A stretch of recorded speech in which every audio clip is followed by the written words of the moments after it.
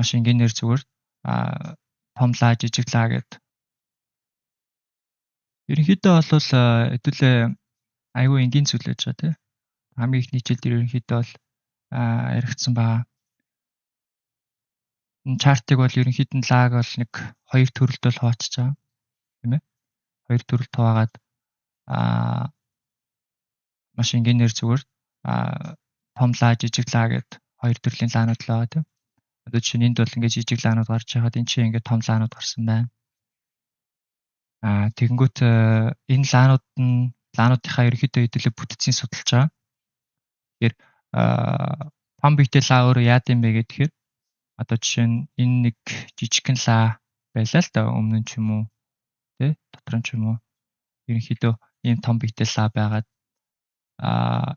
энэ жижиг биетэй лаа болвол ерөнхийдөө бүсийн үргийг гүйцэтгэж алаа гэж байгаа. Том биетэй лаа маань ерөнхийдөө тухайн бүсийг шилжүүлж өгч байгаа.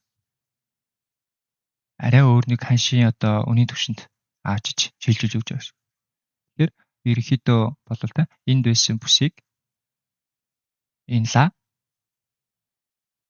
энд аачиж өгч байна л гэсэн үг.